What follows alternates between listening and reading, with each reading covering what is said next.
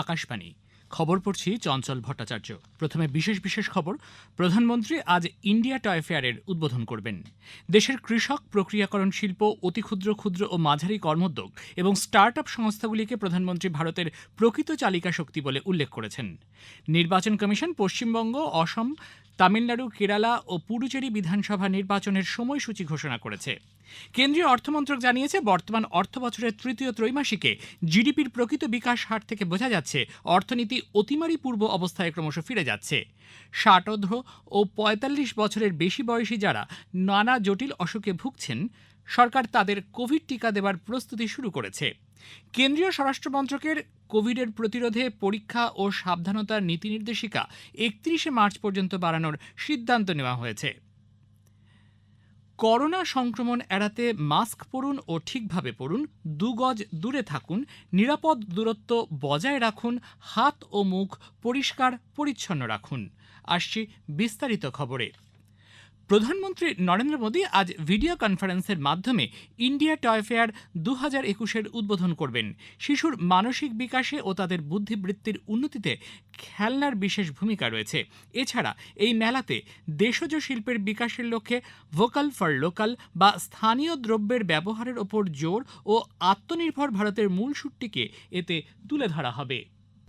बार भारत सरकार लाई है बच्चों की फन और लर्निंग की जरूरत को पूरा करने वाले खिलौनों का अनोखा मेला द इंडिया टॉय फेयर 2021 27 फरवरी से 2 मार्च 2021। खेल है भाई, खेला है बड़ा रंग बिरंगा खेला है, फन और लर्निंग से भरा खिलौनों का मेला है। অন্যদিকে খেলনার মাধ্যমে আনন্দের সঙ্গে শিক্ষার বিষয়টিও এই মেলায় গুরুত্ব পাবে। গত বছর আগস্ট মাসে প্রধানমন্ত্রী তাঁর মন কি বাত অনুষ্ঠানে বলেছিলেন, খেলনা যে কেবলমাত্র শিশুদের সক্রিয়তা বাড়ায় তাই নয়, কল্পনা শক্তিও বৃদ্ধি করে। প্রধানমন্ত্রী বলেছেন, দেশের কৃষক সমাজ, প্রক্রিয়াকরণ শিল্প, অতি ক্ষুদ্র ক্ষুদ্র ও মাঝারি কর্মোদ্যোগ এবং স্টার্ট আপ সংস্থাগুলি আত্মনির্ভর ভারতের প্রকৃত চালিকা শক্তি। আর্থিক পরিষেবা ক্ষেত্রে এবারের বাজেটে গৃহীত প্রস্তাবগুলির রূপায়ণের বিষয়ে এক ওয়েবিনারে ভাষণ দিতে গিয়ে শ্রী মোদী বলেন, আর্থিক ক্ষেত্র বিষয়ে সরকারের অবস্থান অত্যন্ত পরিষ্কার। আস্থা, স্বচ্ছতা এবং বিশ্বাসী হচ্ছে এই ক্ষেত্রের মূল ভিত্তি। তিনি বলেন, এনডিএ সরকারের আমলে ব্যাংকিং এবং ব্যাংকিং নয় এ ধরনের আর্থিক সংস্থাগুলির কাজকর্ম অনেক বেশি স্বচ্ছ এবং বিশ্বাসযোগ্য হয়ে উঠেছে। একসময় দেশের আর্থিক এবং ব্যাংকিং ক্ষেত্র ঋণভারে জর্জরিত হয়ে দুর্বল হয়ে পড়েছিল। বর্তমান সরকারের নীতির ফলে এই ক্ষেত্রের কাজকর্ম সঠিক দিশায় অগ্রসর হচ্ছে। প্রধানমন্ত্রী গতকাল ভিডিও কনফারেন্সের মাধ্যমে দ্বিতীয় খেলো ইন্ডিয়া জাতীয় শীতকালীন ক্রীড়ার উদ্বোধন করেন। কাশ্মীরের গুলমার্গে এই শীতকালীন ক্রীড়া উৎসবের সূচনা হয়েছে। দেশের বিভিন্ন প্রান্ত থেকে ক্রীড়াবিদরা 5 দিনের এই ক্রীড়া উৎসবে যোগ দিয়েছেন। 27টি রাজ্য ও কেন্দ্রশাসিত অঞ্চল এবং বোর্ডগুলি তাদের অংশগ্রহণকারী দল পাঠিয়েছে। প্রধানমন্ত্রী আগামীকাল রবিবার আকাশবাণীতে মন কি বাত অনুষ্ঠানে তাঁর চিন্তাভাবনা সকলের সঙ্গে ভাগ করে নেবেন। এটি মন কি বাতের ৭৪তম পর্ব। আকাশবাণী ও দূরদর্শনের সবকটি প্রচার তরঙ্গে এবং www.newsonair.com ওয়েবসাইটে ও মোবাইল অ্যাপেও বেলা 11টা থেকে মন কি বাত শোনা যাবে। AIR, ডিডি নিউজ, প্রধানমন্ত্রীর কার্যালয় এবং তথ্য ও সম্প্রচার মন্ত্রকের ইউটিউব চ্যানেলেও এটি শোনা যাবে। হিন্দি ভাষায় সম্প্রচারের ঠিক পরেই আঞ্চলিক ভাষায় মন কি বাত সম্প্রচারিত হবে। রাত 8টায় আঞ্চলিক ভাষায় তর্জমা পুনঃ সম্প্রচারিত হবে। নির্বাচন কমিশন পশ্চিমবঙ্গ, অসম, তামিলনাড়ু, কেরালা ও পুডুচেরি বিধানসভা নির্বাচনের দিনক্ষণ ঘোষণা করেছে। নতুন দিল্লিতে গতকাল মুখ্য নির্বাচন কমিশনার সুনীল আরোরা এক সাংবাদিক বৈঠকে জানান, অসমে 3 দফায় 27 মার্চ, 1 এবং 6 এপ্রিল ভোট গ্রহণ করা হবে। তামিলনাড়ু, কেরালা এবং কেন্দ্রশাসিত পুডুচেরিতে 6 এপ্রিল 1 দফায় ভোট হবে। একই সঙ্গে তামিলনাড়ুর কন্যাকুমারী ও কেরালার মালাপুরম লোকসভা কেন্দ্র উপনির্বাচন হবে। মুখ্য নির্বাচন কমিশনার জানান, ভোটের দিনক্ষণ ঘোষণার সঙ্গে সঙ্গেই সংশ্লিষ্ট রাজ্যগুলিতে আদর্শ আচরণবিধি বলবৎ হয়েছে। পশ্চিমবঙ্গ সহ 4টি রাজ্য ও পুদুচেরিতে মোট 824টি বিধানসভা কেন্দ্রে ভোট গ্রহণের জন্য 2,70,000 ভোট গ্রহণ কেন্দ্র গড়ে তোলা হবে। প্রায় 18,68,00,000 ভোটদাতা এই নির্বাচনে তাঁদের ভোটাধিকার প্রয়োগ করতে পারবেন। শ্রী আরোরা বলেন, কোভিড অতিমারির প্রেক্ষিতে টিকাদানের কাজ শুরু হওয়ায় নির্বাচন আয়োজনের অনুকূল পরিস্থিতি তৈরি হয়েছে। সংশ্লিষ্ট রাজ্যগুলিতে পর্যাপ্ত সংখ্যায় কেন্দ্রীয় বাহিনী মোতায়েন করা হবে। প্রার্থীদের ব্যয় এবং প্রচার সহ বেশ কিছু নীতি নির্দেশিকাও তিনি ঘোষণা করেন। কোভিড আবহে ভোটের প্রচারে বিশেষ যে নিয়ন্ত্রণমূলক ব্যবস্থা নেওয়া হয়েছে তার আওতায় বাড়ি বাড়ি গিয়ে প্রচারের সময় প্রার্থীসহ ৫ জন থাকতে পারবেন। রোড শোয়ে সবথেকে বেশি ৫টি গাড়ির কনভয় থাকতে পারবে। মনোনয়নপত্র জমা দেওয়ার সময় প্রার্থীর সঙ্গে ২ জন থাকতে পারবেন। এবার অনলাইনে মনোনয়নপত্র এবং জামানতের অর্থ জমা দেওয়া যাবে। ভোটের আয় ব্যয়ের ওপর কমিশনের কড়া নজর থাকবে। প্রার্থী পিছু ব্যয়ের ঊর্ধ্বসীমা ৩০,৮০,০০০ টাকা। এবারের ভোট গণনায় কোন বুথে কোন দলের কত ভোট তা গোপন রাখতে র্যান্ডামাইজেশন পদ্ধতি প্রয়োগ করে একাধিক বুথে ইভিএম মিশিয়ে গোনা হবে। পশ্চিমবঙ্গে এবার ২৭শে মার্চ থেকে নির্বাচন শুরু হয়ে ২৯শে এপ্রিল পর্যন্ত মোট ৮ দফায় ভোট নেওয়া হবে। ২৭শে মার্চ প্রথম দফায় ৩০টি, ১ এপ্রিল দ্বিতীয় দফায় ৩০টি, ৬ এপ্রিল তৃতীয় দফায় ৩১টি, ১০ এপ্রিল চতুর্থ দফায় ৪৪টি, ১৭ এপ্রিল পঞ্চম দফায় ৪৫টি, ২২ এপ্রিল ষষ্ঠ দফায় ৪৩টি, ২৬ এপ্রিল সপ্তম দফায় ৩৬টি এবং ২৯ এপ্রিল অষ্টম তথা চূড়ান্ত দফায় ৩৫টি কেন্দ্রে ভোট নেওয়া হবে। ২রা মে সব রাজ্যে একই দিনে ভোট গণনা হবে। খবর শুনছেন আকাশবাণী থেকে।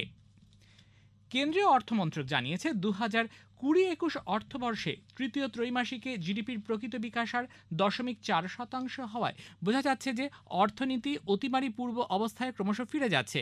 দ্বিতীয় ত্রৈমাসিকে অর্থনীতি পুনরুজ্জীবনের যে লক্ষণ দেখা যাচ্ছিল তাই আরও জোরদার প্রমাণ করল বলে মন্ত্রক উল্লেখ করেছে। বেসরকারি ভোগ্যপণ্য ব্যয় এবং মোট নির্দিষ্ট মূলধন দুটি ক্ষেত্রেই অর্থনীতির ভি আকৃতির পুনরুজ্জীবনের লক্ষণ স্পষ্ট হয়েছে। মন্ত্রক আরও জানিয়েছে, করোনা সংক্রমণ লাগাতার কমতে থাকলে এবং টিকাকরণের অভিযান আরও জোরদার হলে অর্থনীতির পুনরুজ্জীবনে আরও গতি আসবে বলে মনে করা হচ্ছে। সরকার আগামী ১ মার্চ থেকে ৬০ এবং ৪৫ বছরের বেশি বয়সী ও অন্যান্য রোগে ভুগছেন এমন ব্যক্তিদের কোভিড টিকা দেবার কাজ পর্যায়ক্রমে শুরু করবে। এর জন্য প্রস্তুতি পুরো মাত্রায় চলছে। ১০,০০০ সরকারি হাসপাতালে বিনামূল্যে এই টিকা দেওয়া হবে। ২০,০০০ বেসরকারি কেন্দ্রেও এই টিকা দেওয়া হবে, তবে তার দাম পরে নির্ধারিত হবে। কোভিড অতিমারির প্রেক্ষিতে কেন্দ্রীয় স্বরাষ্ট্রমন্ত্রক পরীক্ষা, প্রতিরোধ ও সাবধানতার যে নীতি নির্দেশিকা বর্তমানে চালু রয়েছে তা ৩১শে মার্চ পর্যন্ত বাড়ানোর সিদ্ধান্ত নিয়েছে। মন্ত্রক সূত্রে জানানো হয়েছে, যদিও কোভিড সংক্রমণ উল্লেখযোগ্যভাবে কমেছে, তবুও এই অতিমারির মোকাবিলা করতে পুরনো নীতিকে শিথিল করা চলবে না। বিভিন্ন রাজ্য ও কেন্দ্রশাসিত অঞ্চলে জনসংখ্যার নির্ধারিত অংশকে দ্রুত টিকা দেওয়ার ওপরও জোর দেওয়া হয়েছে। প্রধানমন্ত্রী বলেছেন, বিশ্বের মঙ্গলের জন্য সম্পদ, অভিজ্ঞতা ও অর্জিত বিদ্যা ভাগ করে নিতে ভারত অঙ্গীকারবদ্ধ। বিশ্ব স্বাস্থ্য সংস্থার মহানির্দেশক ডক্টর টেড্রোস ঘেব্রেয়েসাস সকলে যাতে টিকা পায় সেই উদ্দেশ্যে ভারত ও প্রধানমন্ত্রীর সমর্থনকে ধন্যবাদ জানান। জবাবে টুইট বার্তায় প্রধানমন্ত্রী মহানির্দেশককে ধন্যবাদ জানিয়ে বলেন, এই মহামারীর বিরুদ্ধে সকলকে একযোগে লড়াই করতে হবে। আসামের মুখ্যমন্ত্রী সর্বানন্দ সোনোয়াল বরাক উপত্যকায় মিনি সচিবালয়ের ভার্চুয়াল উদ্বোধন করেন। মুখ্যমন্ত্রী বলেন, এই সচিবালয়ের জন্য বরাক উপত্যকার সাধারণ মানুষ উপকৃত হবেন।